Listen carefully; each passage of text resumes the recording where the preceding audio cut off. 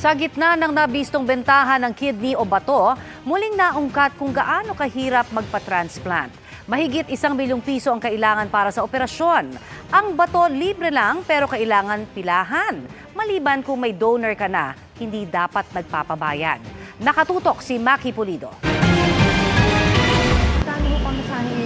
Para tumagal ang buhay ng 23 anyos na anak ni Joy, kailangan na ng kidney transplant. Stage 5 na siya. Tapos di na po siya naihi, di na napunction yung kidney niya.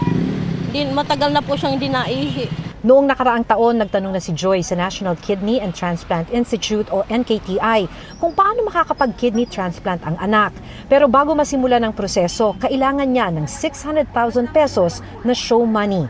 Kulang nga raw ang kita niya kahit sa pambili ng pagkain, kaya hanggang ngayon, nagdadialysis lang muna ang anak. Ang hanap buhay ko po sa gabi. Kapag wala pong tao sa bar, wala rin naman po akong kita. Minsan kulang po sa pagkain.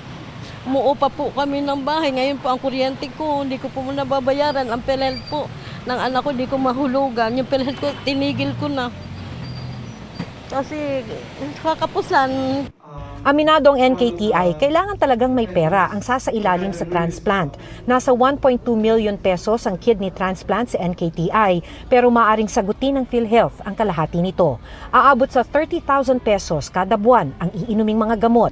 Inaapela pa raw ng NKTI na tumulong din ang PhilHealth maging sa anti-rejection medicine.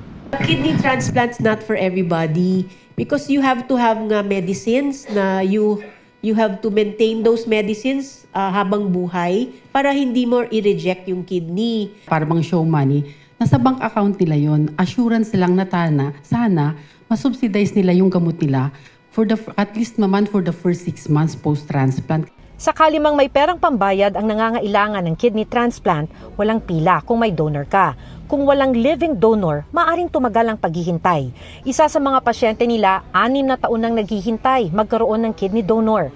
May 100 ang nasa waiting list ng Human Organ Preservation Effort o HOPE, kaya sana raw mas marami ang magpalista bilang organ donor.